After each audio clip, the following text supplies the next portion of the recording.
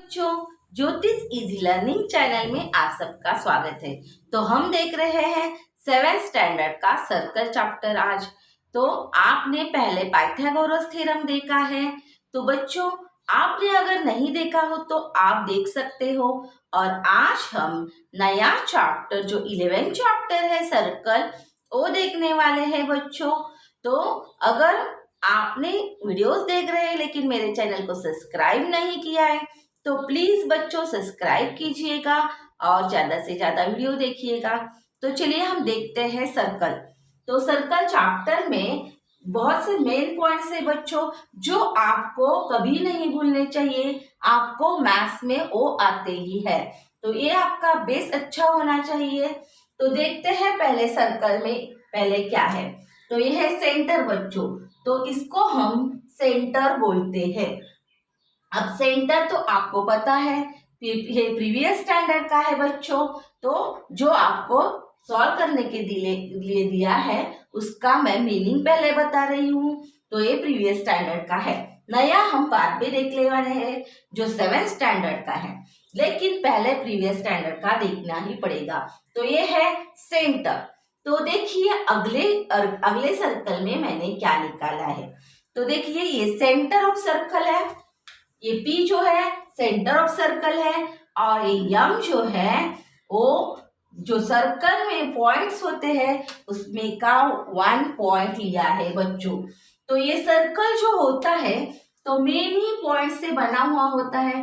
तो यहाँ सब जगह पॉइंट्स है बच्चों।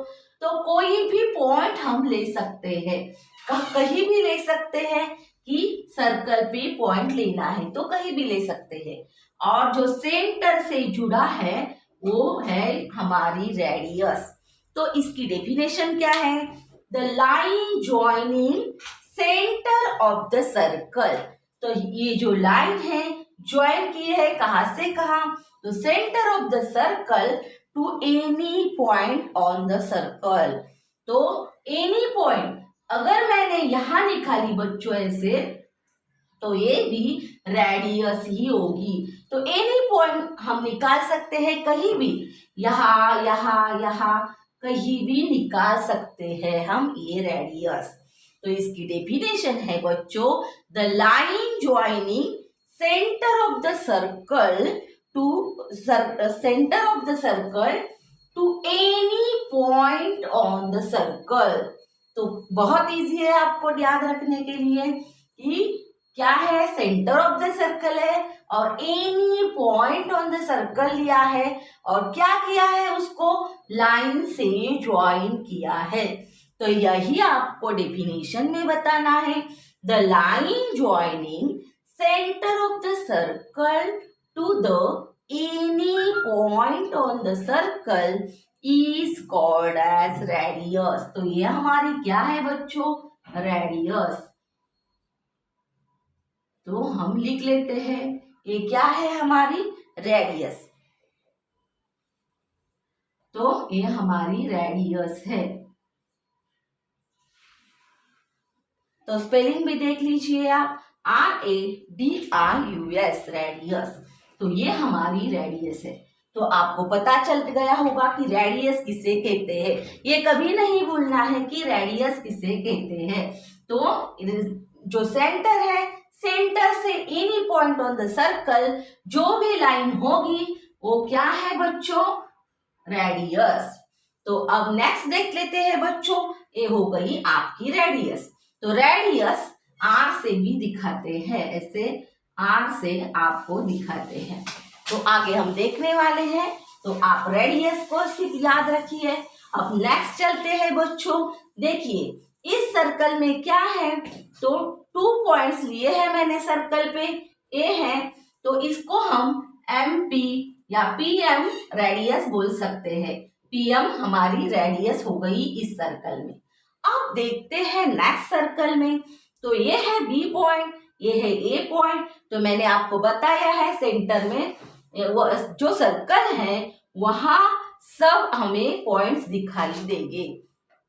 तो AB पॉइंट है हमने ए पॉइंट लिया है सर्कल में और लाइन को ज्वाइन किया है, तो इसको हम क्या कहते हैं बच्चों?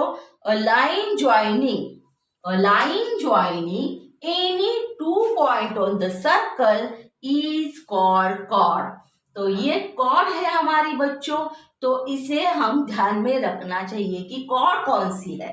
रेडियस अगर सेंटर और 1 पॉइंट है सर्कल में जो है ज्वाइन किया है वो, तो any 2 points on the circle, जो 2 पॉइंट्स है वो ज्वाइन होते हैं तो इसको हम चौड़ बोलते हैं।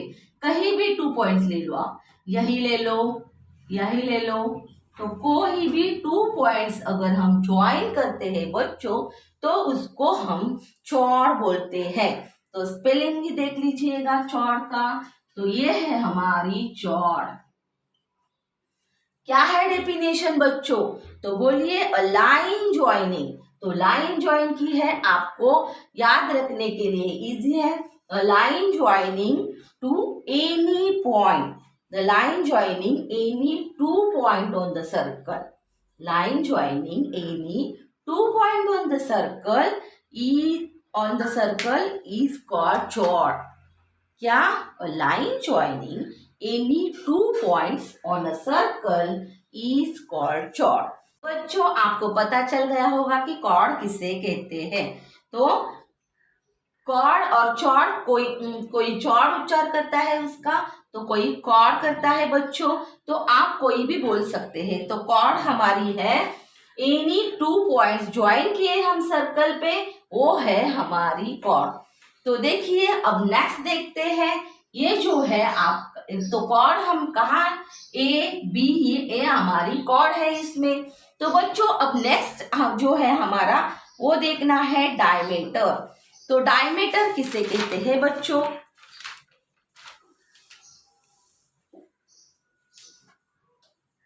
तो डायमीटर है हमारा लाइन ज्वाइनिंग। तो ये है हमारी, ये आप अगर देखें सी और डी कहाँ से गई है? सेंटर में से गई है।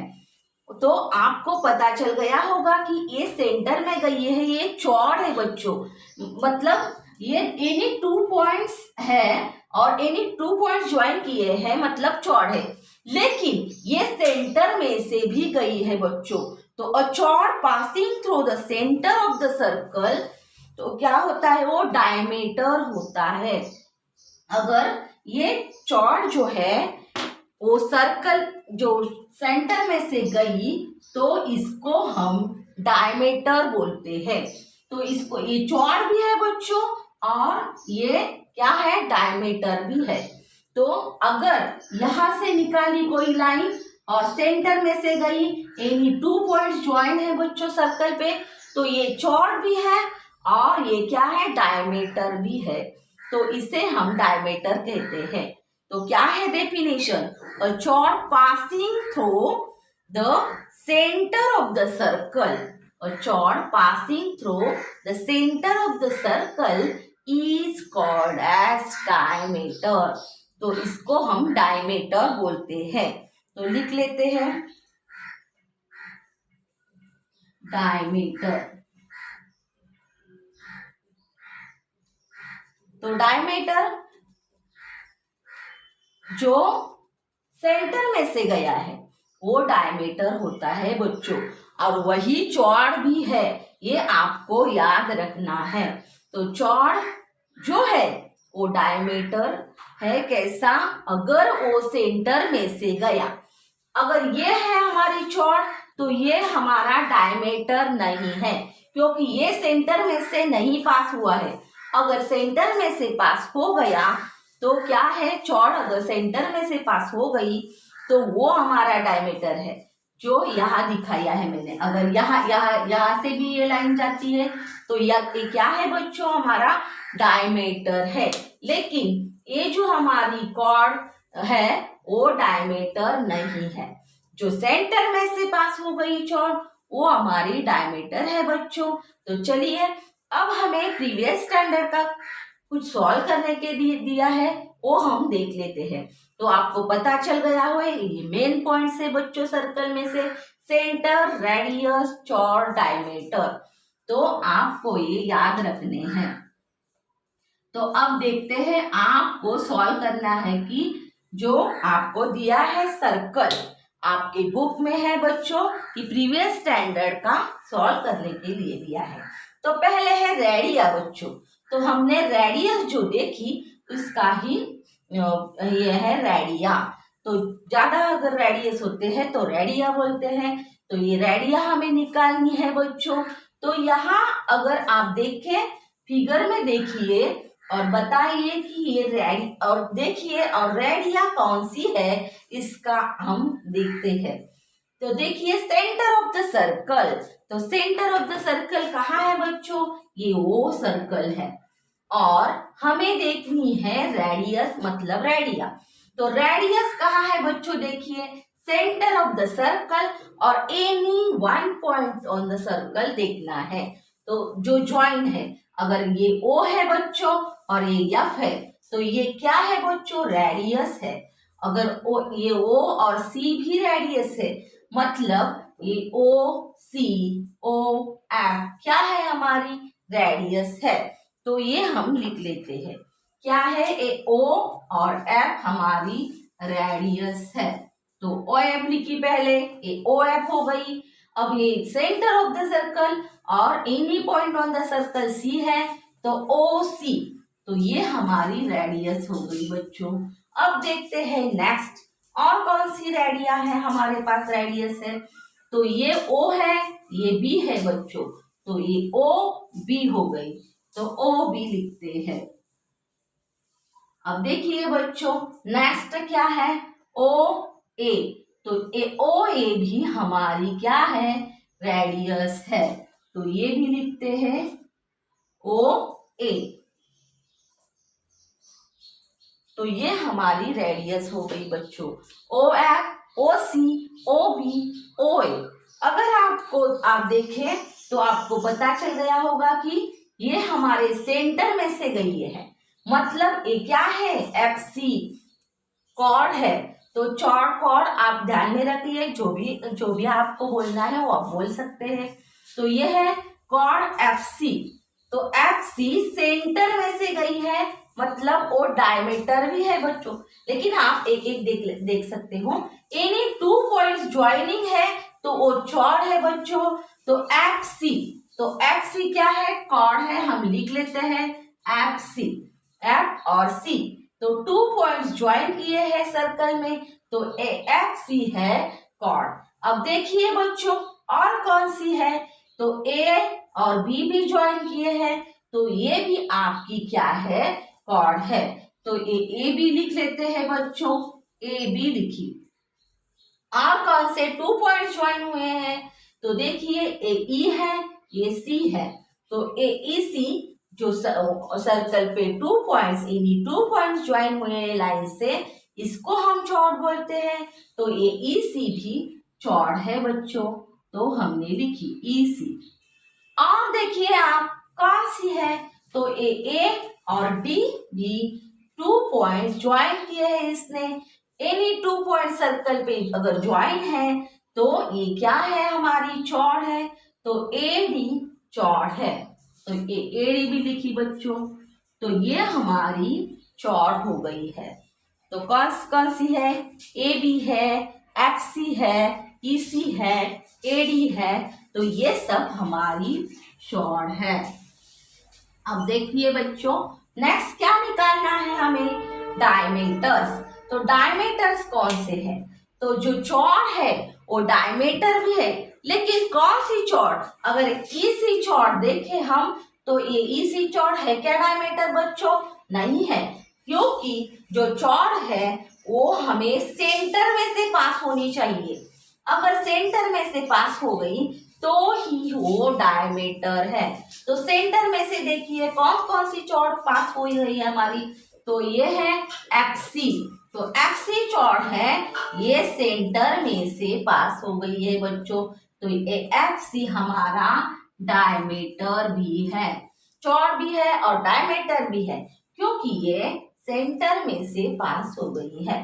तो और देखिए और कौन सी पास हो गई है सेंटर में से, तो ये ए है और ये बी है, ये भी सेंटर में से पास हो गई है। तो ए भी हमारा डायमीटर है बच्चों। तो ए भी लिखा डायमीटर। और है क्या बच्चों, तो आप बोलेंगे ए सी भी चौड़ है, तो ये चौड़ नहीं है बच्चों, ये चौड़ है लेकिन डायमीटर नहीं है, क्योंकि ये सेंटर में से पास नहीं हुई है। ये भी एडी सेंटर में से नहीं पास हुई है, चौड़ तो है पर डायमीटर नहीं हो सकती। तो ये हमारे डायमीटर हो गए। आप एफ सी भी लिख सकते हैं और सी एफ भी लिख सकते हैं। अगर आप एफ सी लिखे तो भी गलत नहीं है और सी एफ लिखे तो भी गलत नहीं है। तो आप कुछ भी उल्टा लिख सकते हैं बच्चों, एफ सी भी लिख सकते हैं और सी एफ भी लिख सकते हैं। तो आपको अगर सी एफ लिखना है तो आप लिख सकते हो बच्चों, और अगर एफ सी लिखना है तो भी लिख सकते हैं। तो कुछ भी गलत नहीं है। सी से स्टार्ट किया और एफ में बोला तो भी वो सही ही है बच्चों।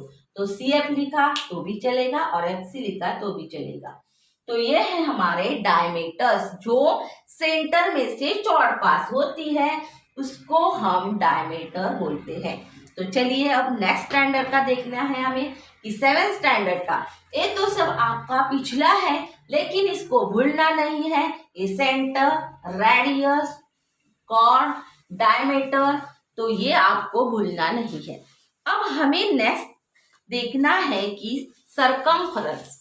तो सरकमफेरेंस क्या होता है बच्चों, तो सरकमफेरेंस आपको जब सर्कुलर ऑब्जेक्ट पता है, तो अगर डिश है, ये जो डिब्बा होता है वो भी अगर सर्कुलर डिश है तो उसका सरकमफेरेंस निकालते हैं। तो सरकमफेरेंस कैसे निकालते हैं, तो ये जो आउटलाइन है बच्चों, कोई भी सर्कुलर ऑब्जेक्ट अगर देखे तो हम सरकमफेरेंस लिख लेते हैं पहले। तो सरकमफेरेंस देखना है हमें।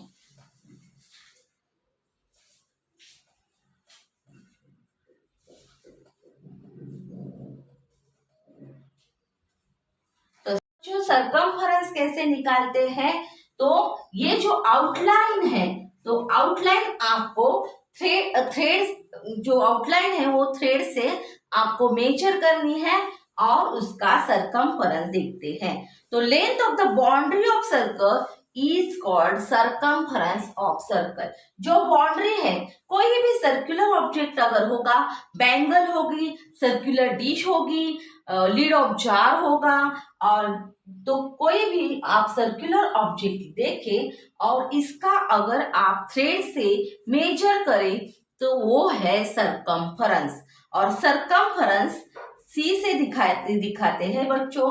तो सी लेटर से हम सरकमफेरेंस को दिखाते हैं। तो क्या है सरकमफेरेंस, तो कोई भी सर्कुलर ऑब्जेक्ट का हम सरकमफेरेंस निकालते हैं।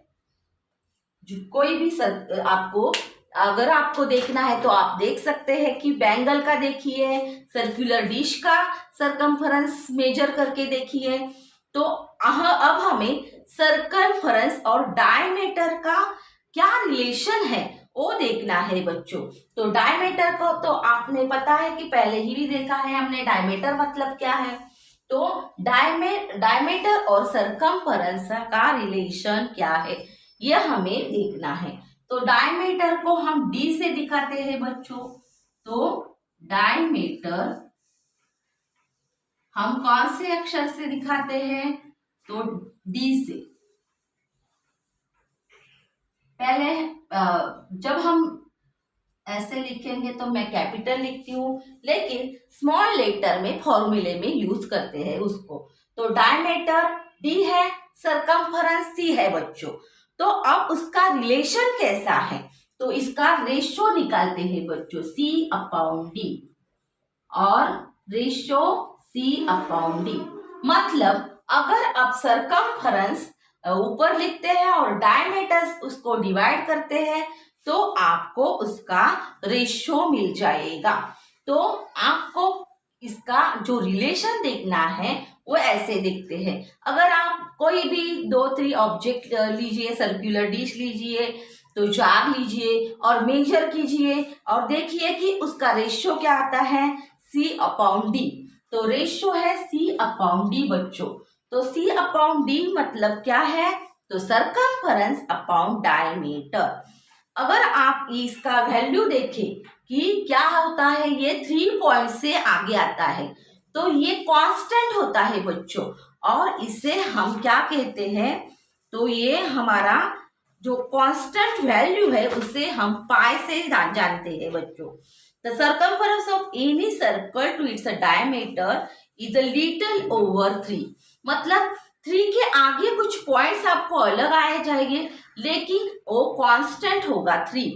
तो this constant represented by pi. तो इस कांस्टेंट को हम पाई से रिप्रेजेंट करते हैं बच्चों।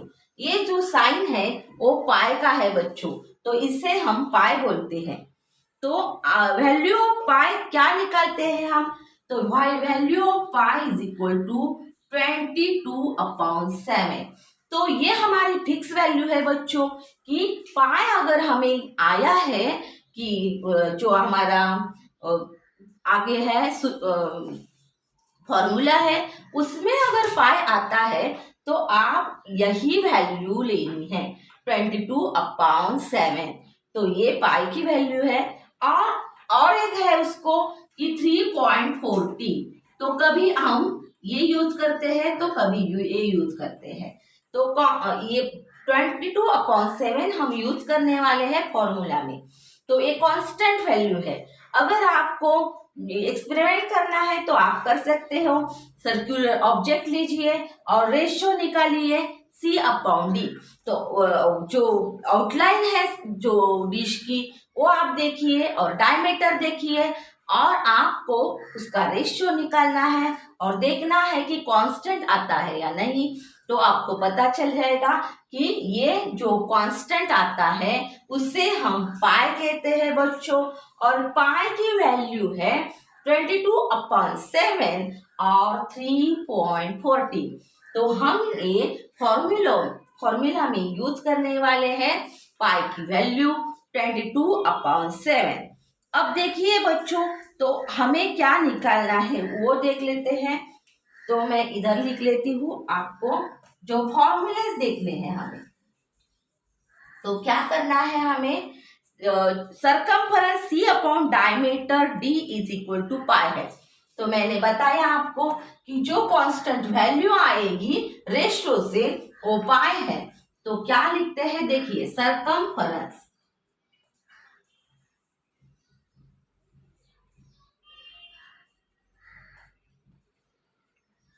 Circumference upon diameter.